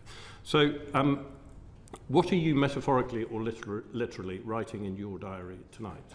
So I don't write a diary. I don't have the time to do that. And I'm always amazed at what Allenbrook was able to do with the pressure that he was under. I think the thing that I am most bothered about in the near term is Russia, and how we get ourselves to a position where Russia concludes that they will not attack NATO or therefore undermine our national security, but also at the same time recognising that in holding conflict below the threshold, that there will inevitably be Russian activity below the threshold of war. And in doing that, what we need to work is how do we work across all of the agencies, all of the levers of government to protect UK from that risk.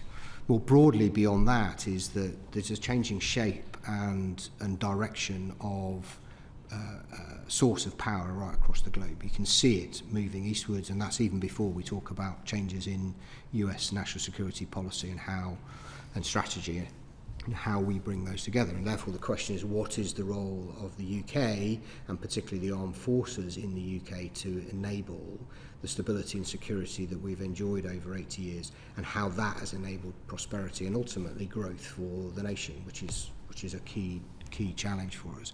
So that's the big questions I think we have to wrestle with. And we have an opportunity to do that sometimes now, which I'm not sure we always did in such a structured way before.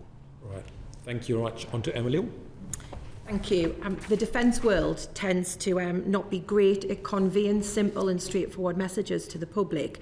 You've spoken about having a national conversation about the risks that we face. Obviously, people in this room are aware of those risks, but how are you going to reach out to the wider population, have that national conversation? Yeah. So I think armed forces and leaders in the armed forces particularly, but also right through our ranks, have a role to play in that. As I set out in my recent speech, the challenge is how do you have a conversation about a complex threat that sits within a wider geopolitical and geostrategic context that is uncertain and challenging. Because the danger is you fall back on simple tropes that Russia's going to invade by 27 or they're not going to invade by till 2035. And the reality is it's actually a matter of a judgment around the level of risk that we face. My core argument is that what we are seeing is an increasing risk as our adversary in Russia particularly becomes more capable, more battle-hardened, and we see a continued desire to undermine NATO and the stability of the West and the rules-based international system. And we should have those kind of debates in public. I think the polity have a critical role to play in that, and we can support that because of our understanding of the threats. But the role that our reserves play, the role our cadets play, the role that our regular services play in talking about what the armed forces do, I think is an important part of that national conversation. I mean, just even listening to you there, CDS, if I was someone watching this and trying to understand what the risks are, I would have been lost off. Do you know, just the average person on the street, if we're going to try and get them to understand what the risk is, don't we need to be a bit more blunt and slightly more alarmist with them so that they understand it? Because like you said, people are living in a cosy bubble of the peace dividend, and actually that's not where we're at anymore. But I think every single time I hear anybody in defence talking about it, I think the average person will be lost off within 5 seconds and just get on with their day. It's about making sure that they actually understand, and I don't think the public are there yet. And if the public aren't there yet, then how are we going to get them to be resilient? Yeah, I think it's a really fair challenge, and you as politicians, it's your job to communicate with society. My worry about being too blunt is that we scaremonger. My worry about being too relaxed is we're too complacent. And the reality is it's more complicated than that. And I would be happy to take advice from politicians on how to do that in an effective way. But I think if we are too alarmist, that is unnecessary. But equally, we can't be complacent either. I mean, you'll be aware, CDS, that other countries, so just looking at Norway and Finland have had military conscription for decades. I've got friends in Finland, and they'll talk quite openly about how, you know, they're always ready. Basically, they know that that's something as a nation they have to do. The Swedish government has their total defence strategy. Other governments send out booklets to their citizens to say this is what you would do in the event of a national attack or an attack on civil critical national infrastructure. There is nothing like that in the UK, not even the basics to let people know if this happens, this is what you need to do. I could go out now and ask anyone and say, what would you do in the event of an attack? And there would just be mass panic. So what can we do to avert that, I suppose what I'm saying. I spoke recently about the Swedish model where they have, I think it's annually, but certainly regularly, provide a booklet that goes out in Swedish, simple Swedish and English, and it talks about some of these issues. Some of it is about straightforward national resilience, so I suspect Mr Martin's constituents and the problems they had with water supply, it would cover off those things, but it also expands right the way out to armed attack. And it feels to me that those are the sorts of things that would be part of that wider national conversation. And they can be reassuring as well as realistic about the potential threats that we face. But it seems to me that we have to start with a description of what those things might be, admit that there's a degree of uncertainty about the likelihood of it happening, and then to use all of the means available to help educate society more broadly on what we might do. But it goes beyond straightforwardly thinking about whether you're going to store drinking water at home. It is about how do we encourage people to want to serve? How do we have the conversation with public that says we are going to spend more money on defence, and that will have consequences. And ultimately I think that is a political discussion, but we can help support that through a description of the threats. And I think that's one of the central dilemmas, is the public don't accept more spending on defence because they're not fully aware of what the risk is, and that's something we're always battling with as members of Parliament. And until we get something clearly out there in an understandable format to the public, they're never going to accept that. Just another quick question from myself, Chair. The Defence Readiness Bill, do you know when that will be ready?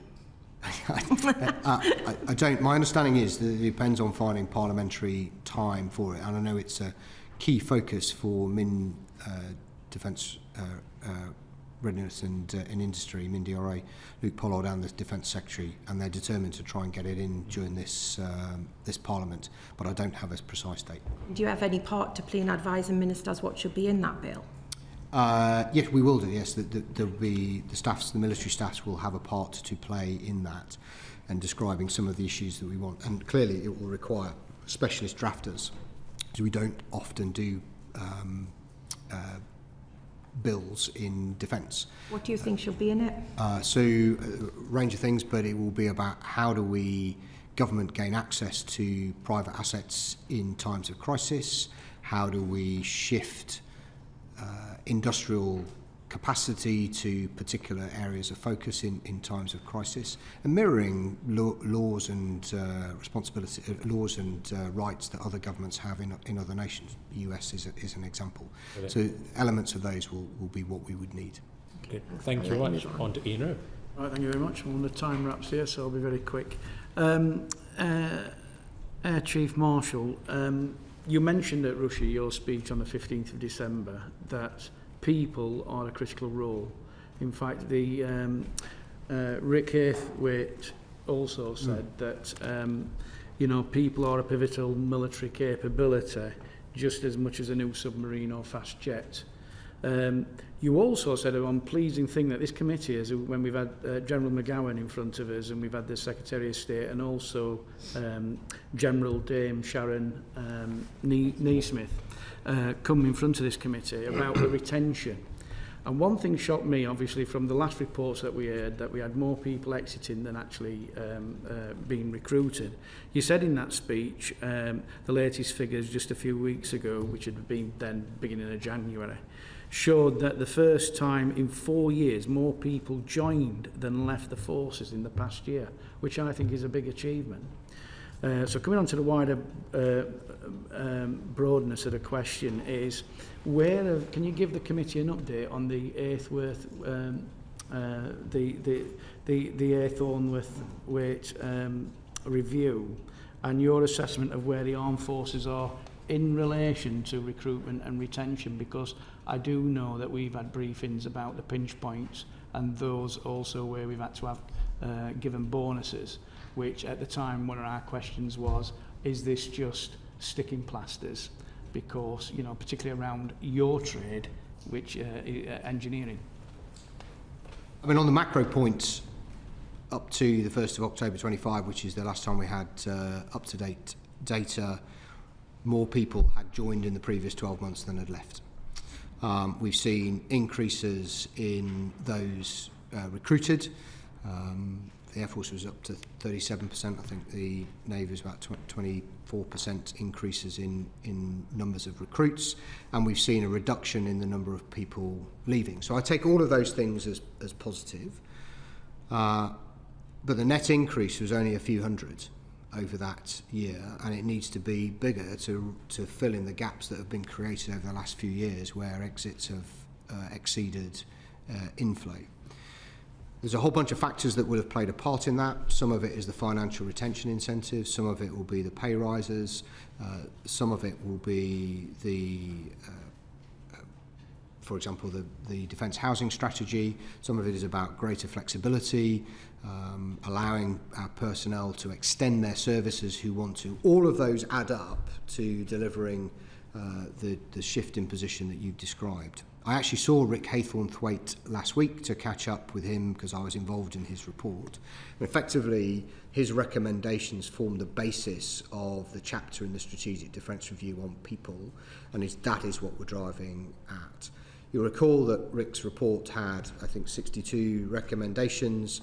That's a lot to get our arms around, so trying to focus the work as part of SDR delivery is focusing down on those things that are going to make the most difference in the short term.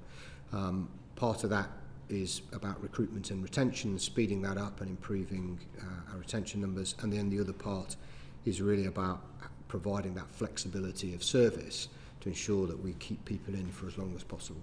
Lovely. And just a quick one. On our visits as a Defence Select Committee, we have travelled to different NATO countries and spoke to British personnel, serving personnel, who are in NATO positions. One thing that came across to me, and I've asked the ministers this question as well, is the SDR is truly NATO first, and we hear the terminology NATO first all the time. So what I'm picking up is sometimes when officers, serving officers or personnel are sent on NATO roles, it affects their promotion. This is what they're telling me, mainly because that another commanding officer may be from another NATO country, and it doesn't fit within the structures of what the career paths are set for people in those roles, because they've always got to come back and have experience of doing that role before they're considered for promotion. So if we're truly NATO first, how are you as CDS going to ensure that the culture changes so that actually their time spent in NATO command positions does not affect their promotion?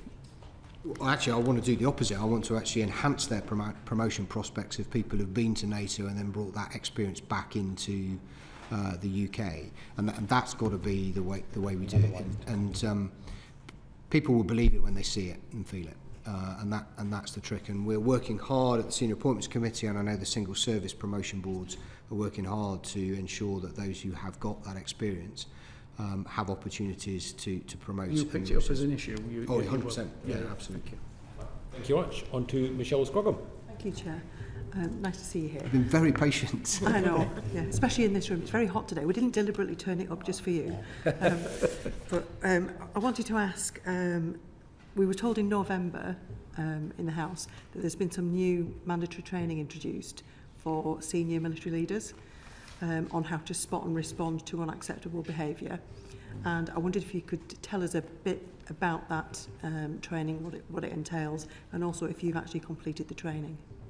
So I'm not quite sure specifically what the reference was in the House, and I'm happy to write to you if you provide me with the details. But more broadly, in terms of the raising our standards work, I've been very clear since I started that this is something that needs to be led right at the very top of defence, and as the head of the Military Strategic Headquarters, I need to lead the chiefs, and I've committed to us meeting frequently to consider the overall programme and the progress we're making against it. There are 5 elements that I see to the programme, and the first of which is about leadership. It's about leadership from the most senior levels, but right across the organisation.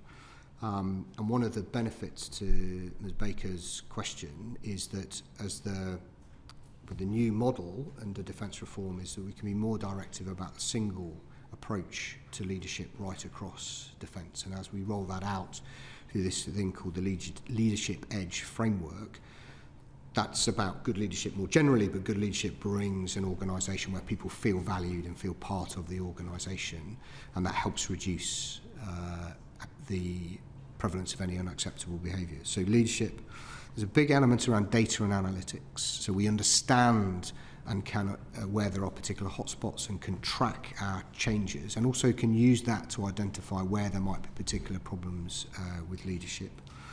There's a piece around communications to help nudge and develop behaviours. Some of it is straightforward, and one of the components is about tracking unacceptable behaviours and dealing with them and tackling them properly.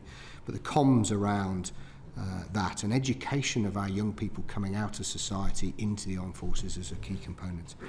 And then finally, there's a strand of work around training and education.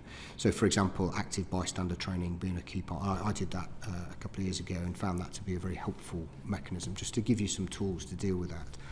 So I'll be tracking that with the chiefs, but also working closely with our DG, Director General People, and the Vice Chief of Defence Staff to drive that through during my time as CDS. I mean, this is generally about women in the armed forces, the unacceptable behaviour that they've been subjected to for far too long. Yeah. This is new training that's coming in. I'm quite surprised that you weren't aware of the actual training programme itself. Do you understand the message that it sends if you haven't actually taken that on board and completed it yourself? Absolutely right, but as I say, I don't actually know precisely what training was being referred to, because there's a whole set of training that we have to do as senior officers, which I am in date with and will continue to do and continue to set the right example. This specifically is about spotting those behaviours and how to respond to them and then support victims? Well, why don't we work out exactly what it was, and I'll write to you and confirm one way or the other. Thank you. I mean, on the messaging in general, I would say sometimes it's so well embedded that it's never noticed. And on my first visit to Admiralty House, I would say that was one of the first things that I took away, was the fact that there was a huge portrait on the wall of I think it was the 4th Earl of Sandwich's mistress. This beautiful portrait, but they were glorifying the fact that he'd got a 17-year-old mistress that bore him 5 children while his wife was in a mental institution. And I think some of these messages they're so embedded for so many years that people walk past it and don't even notice. So I think that kind of training and awareness is definitely much needed. So I would appreciate if you could come back to us on that. We heard in December about efforts to test body armour, specifically for women, about the fit, and rather than it actually injuring our female personnel. Will it be treated as an urgent capability requirement should the armour be proved satisfactory? There are some very specific connotations around urgent capability requirements, but we would definitely consider it to be urgent. My understanding is that trial has gone well, and we will be bringing that. We are already bringing that into service. There's a special name for it, if you like. I will give you the correct name, but yes, we are bringing that into service. Is it for the UK, because I understand it is going to be used for Ukraine as a priority, but there hasn't been any mention of being prioritised for our personnel. So I'm not aware that we would prioritise that for Ukraine over our own people. If we've been through the trial and it works, then we will introduce it across with our people as quickly as we possibly can. As far as I'm aware, that is the case. That they've said it's going to be prioritised for Ukraine, which wonderful. We'd love to protect the female personnel over there, but I think again, if we're looking at protecting, that is something that should be prioritised for our female personnel in the UK. Great. Thank you. Good. Thank you much. And finally, Calvin Bailey. Chief Marshal. Finally.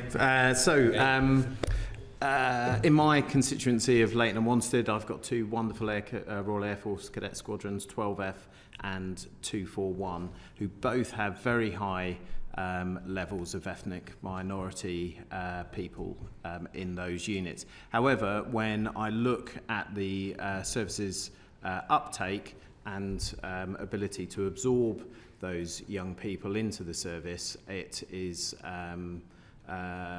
unjustifiably low, I would say. So what are you doing to address the low levels of service recruitment into the from the ethnic minorities and communities like mine? The first thing I'd say is that over the last 2 or 3 years, we've seen an increase in representation in ethnic minorities in the armed forces, which I think is a good thing. My whole approach around recruitment and retention is focused on getting the very best people for the armed forces, because that's what the country needs. And so this is fundamentally, for me, is about operational effectiveness. Now, it seems entirely ridiculous to me that if that is the focus, then we shouldn't. It seems ridiculous to me that should mean that we are unable to attract women and ethnic minorities into the armed forces in the kind of numbers that they are represented across society. What we know from, if I lean on my experience from being in the Air Force, is that there are communities across the UK that have very little contact with the armed forces. The cadets do a brilliant job, actually, with developing that knowledge and understanding. But we have to work with what are called in the system the gatekeepers, the parents, the guardians, the teachers, to sell the armed forces as a place that is important to the nation, where you can have a valuable career and where you can contribute to society. And so that is what I see. And when I go to those squadrons and I go to units such as my previous Air Cadet Unit 56 Squadron in Woolwich, I see and am swamped by parents that are desperate to help get me personally to facilitate their entry into the services. And to be quite frank, that's not good enough, because we know there are stats that link the amount of contact with the military to the uptake. There is very powerful evidence that is the case, and yet these children and these communities are completely written off because the military approach to recruiting now doesn't take the time to put that effort into trying to bridge that gap and recruiting from them. So I'm not sure I would share your characterisation that it's completely cut off. I think what I see across the armed forces is a determination, commitment to reach communities that don't have ready access or ready understanding of the armed forces, but we don't do enough of that, and we aren't doing it fast enough. And it remains a source of frustration to me that we don't do better in terms of recruiting those. That's what the community outreach Correct. teams were there for, and it's for what the ethnic minority networks were there for, to help provide the service with that understanding. So what are you doing to support them? Because as far as I can see, there's been a significant rowing back on commitment to supporting groups that support themselves within the services. I think the outreach teams still exist in various forms, and that was a key focus certainly in the Air Force a few years ago, and I know the Army and Navy have similar schemes. I'd have to look at the precise details of those numbers. In terms of the networks, the central government has taken an approach towards refining and focusing the networks across government, particularly in the civil service, but I consider that as part of defence, to try to ensure that they are focused on making the most amount of difference. I think that I had a meeting with the Ethnic Minority Network from Defence back in November, and this was a real concern of those, and I'm in conversation with the Permanent Secretary on how we do as much as we can to support those networks who give their time to ensure that members of that network and community are looked after, but also I would want to help them ensure that they can support us in selling what is a fantastic career for anybody, for whatever their background in the armed forces. It's also sustaining and maintaining those people within the services, and for those people that can't conceive this, if you're an ethnic minority person and you're sent to Benbecula, you might find some of the issues and challenges that you recognise don't exist in that place, and therefore it's useful for, so you recognise that the networks remain a valid source of support for the... Absolutely, networks do vital work, and I find my time with them really valuable. Brilliant. And when we were in AUKUS, we visited we saw the change of approach that the Australian military is having to its non-Australian passport holders, and they've made significant leaps which are really going to challenge our recruitment measures for those non-UK passport holders. We won't have much time to talk on this, but I'd really welcome your agreement to engage with this as a quite pressing issue because of the high numbers of non-UK passport holders that exist within our military. Thank you. Will do. Thank you. And Chief Defence Staff, we'd all commend your efforts to increase the recruitment of ethnic minority personnel, but you will no doubt be aware that in the 2024 annual report from the Service Complaints Ombudsman, it was noted that ethnic minority personnel were overrepresented when it came to complaints relating to bullying, harassment and discrimination, and therefore May of last year, on behalf of our committee, I did write to the Secretary of State to raise concerns about incidents of racist bullying and harassment, the use of racial slurs, and the culture in which racial biases disadvantage ethnic minority personnel. Now, what are you going to be personally doing to be ensuring that there is a culture change so that we can deal with the problems at the moment within the armed forces and then therefore recruit more individuals? Because if we don't change the culture at present, then that will have a devastating impact on our ability to encourage more people to join. Yeah. So it starts with personal leadership and setting the right example. It starts with trying to learn and understand from members of the networks the pressures and difficulties that people from particular backgrounds have, educating myself. And then systemically, it's making sure that we have a set of processes and systems that identify, deal with and call out and deal with that behaviour, and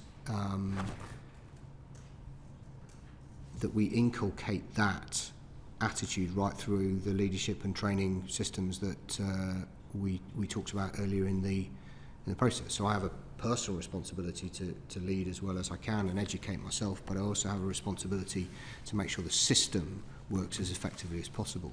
And that raising our standards work, whilst it may have come initially out of women in defence, it actually applies to everybody in defence. It's about making us as good as we can be, getting the best out of our people so we can attract and retain the very best people so that we can be the very best armed forces we can be. And that is the business reason for doing it, not just the ethical reason and moral reason for doing it. Thank you very much.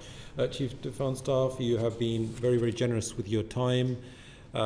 And you've been in the hot seat for now over 2 hours, so you have earned a well-deserved break, but please do note that you have our very best wishes as a committee, and where, despite the questioning today, we are very much on your side, and we wish you the very, very best in your service, and thank you very much indeed for your service, and please do convey to our brave servicemen and women our gratitude for their service.